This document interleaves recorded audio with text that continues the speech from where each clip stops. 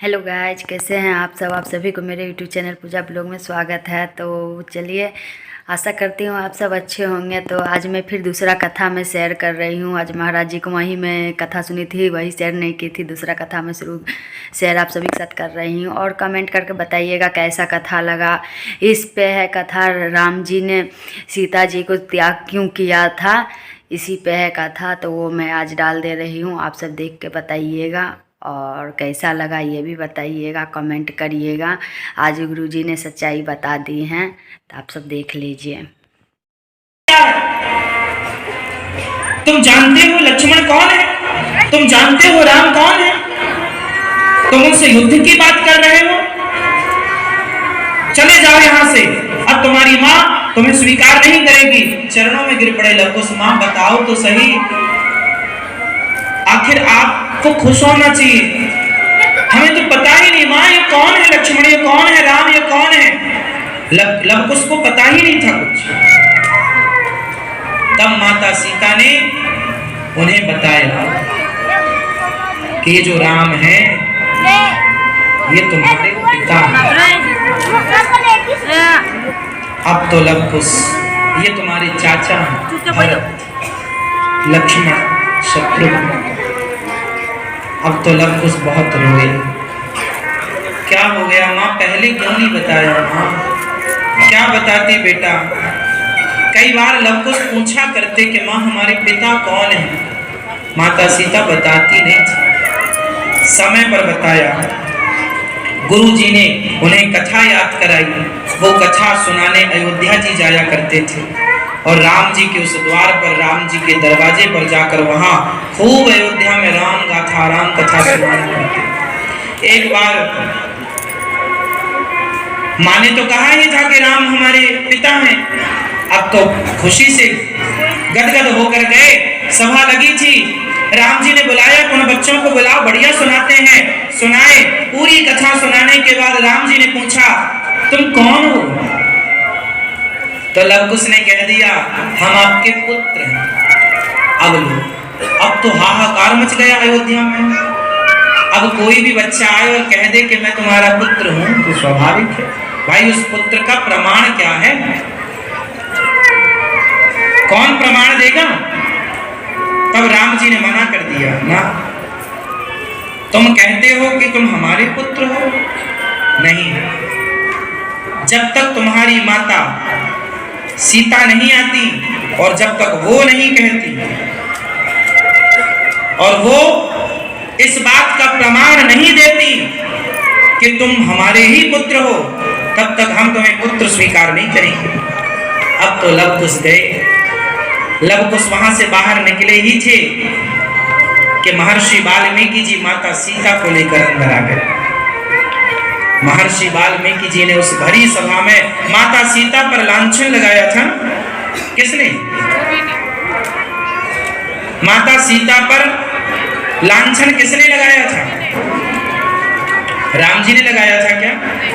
ना। माता सीता पर उंगलियां राम जी ने नहीं उठाई थी। और राम जी ने जो किया मेरी माँ, वो राम जी का धर्म था। राम जी की इस बात पर मैंने कई बार आपको समझाया। अच्छा ये बताओ कि एक धोबी ने कह दिया कि तुम्हारी पत्नी सही नहीं, तो राम जी धोबी की बात मानकर सीता मैया को निकाल देते हैं। ये राम जी ने सही किया कि गलत किया? राम ने सिया के साथ, राम ने मैया सीता के साथ सही किया कि गलत किया? उत्तर मांग रहा हूं आपसे, अपना अपना विचार दो। भैया बताओ, बीच में जो बैठे चश्मा वाले। राम जी ने सीता मैया को वनवास भेज दिया गर्भावस्था में, तो राम जी ने सही किया कि गलत किया? उत्तर पीछे। किसी के कहने से आप अपनी पत्नी को घर से निकाल दोगे क्या? तो सही किया राम जी ने, गलत किया? जोर से। सही नहीं किया, मतलब ये बोलो ना राम जी ने गलत किया। आप बताइए, आपके हिसाब से राम जी ने सही किया कि गलत किया? उत्तर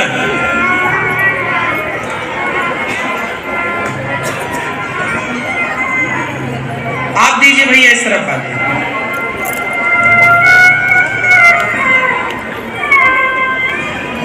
गलत किया, सही किया? सही किया या गलत? सही किया। आप बताओ भैया। सही किया। आप बताइए। उत्तर फास्ट, सही किया। आप बताओ, राम जी ने सही किया या गलत किया? सही। राम जी ने गर्भावस्था में अपनी पत्नी को निकाल दिया एक धोबी के कहने से। इस पर बहुत लोग ये कहते हैं कि राम जी ने गलत किया। किसी के कहने से तो राम जी को नहीं निकालना चाहिए था, ऐसा लोग तर्क करते हैं। अब इस बात पर मैं पूरा डीप पर ले जाके आपको समझा दूं कि राम जी ने क्यों निकाला। आप हाँ कहें या ना कहें, सही कहें या गलत कहें, लेकिन आपको उसका कारण पता नहीं है। और कारण जब तक पता ना हो तब तक ना हाँ कहा जाए ना कहा जाए। तो कारण क्या था, उस कारण तक आज हम पहुंचाएंगे आपको। ध्यान से सुनिएगा, एक छोटा सा विचार समझिएगा। एक धोबी ने कह दिया कि राम जी ने सीता मैया को रख लिया, वो तो रावण के यहाँ रहकर आई थी, पता नहीं शुद्ध है कि अशुद्ध है। अब देखो, ये बात तो धोबी ने कह दी। अच्छा, राम जी चाहते तो उस धोबी को राजदंड भी तो दे सकते थे, फांसी की सजा दे देते। यदि राम जी ने उस धोबी को फांसी की सजा दे दी होती तो लोगों को क्या लगता कि अच्छा, राम जी को बुरा लगा, इसका मतलब सीता सच्ची मुच्ची पता नहीं ये रावण के यहाँ रह के आई,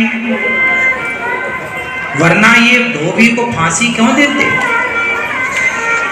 धोबी ने जो बोला, माता सीता पर जो आरोप लगाया, यदि राम जी उस धोबी पर एक्शन लेते ना तो धोबी का आरोप सत्य हो जाता। धोबी का लगाया गया आरोप सत्य। लोग क्या बोलते कि अरे इन्होंने तो धोबी का मुंह बंद कर दिया, मतलब कोई कुछ कहे भी ना। एक का मुंह बंद करते तो दूसरा बोलता, दूसरे का मुंह बंद करते तीसरा। लोगों का काम बोलना। लोग क्या बोलते, काना फूंसी करते, अच्छा ऐसी होंगी इसलिए तो हम सबको जान का खतरा आ गया। सीता मां पर उंगलियां उठना स्टार्ट होती हैं नहीं, सीता मां बिल्कुल गलत सिद्ध हो जाती।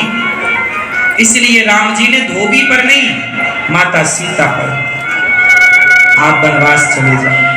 और समय आएगा तो यही लोग कहेंगे कि हाँ तुम गलत नहीं सकते। एक समय पर होता है, समय की बात। समय आने दो। जो लोग आपको गलत कह रहे हैं वही आपको सही कहेंगे, बस समय का इंतजार कीजिए। अब इतना सब्र किसके पास है जितना सब्र राम जी के पास था। राम जी ने सीता मैया को अपने से दूर नहीं किया। एक प्लान के तहत राम जी ने एक संत जी के आश्रम में भेजा। अब वहां राम जी सीता मैया रही, बच्चों का जन्म हुआ, और जब बच्चों ने कहा कि हम आपके पुत्र हैं तो गुरु जी साथ में आए और महर्षि वाल्मीकि जी ने सबको बताया वर्षों बाद कि सीता अग्नि की तरह पवित्र है। अब माता सीता की बारी थी। माता सीता ने कहा, हे पृथ्वी मां, यदि मैं पवित्र हूं, मैंने स्वप्न में भी राम के सिवा किसी का चिंतन नहीं किया, तो मां मुझे अपनी गोद में ले लो। यदि मैं पवित्र हूं और ये बच्चे राम के हैं तो हे पृथ्वी मां मुझे अपनी गोद में ले लो। बस ये कहते ही पृथ्वी मां प्रकट होती हैं, एक विमान पर माता सीता को बिठाती हैं और सबके देखते देखते, जिन्होंने उंगलियां उठाई, सबके देखते देखते माता पृथ्वी पर समा जाती है। अब यहां एक सवाल खड़ा हुआ, कि राम जी ने अपनी इस पवित्रता का परिचय इतने वर्षों बाद क्यों दिया? धोबी ने आरोप जिस दिन लगाया था उसी दिन तो अपनी शुद्धि का प्रमाण दे सकती थी ना। बोलो हाँ या ना? तो क्यों नहीं दिया उस दिन? अब उस दिन यदि माता सीता ये कह देती कि हे पृथ्वी माँ, यदि मैं शुद्ध हूं तो आप मुझे अपनी गोद में धारण कर लो, और उस दिन सीता मैया यदि पृथ्वी में समा जाती तो माता सीता उस समय गर्भवती थी और वो राम का गर्भ था, अर्थात राम का तेज था।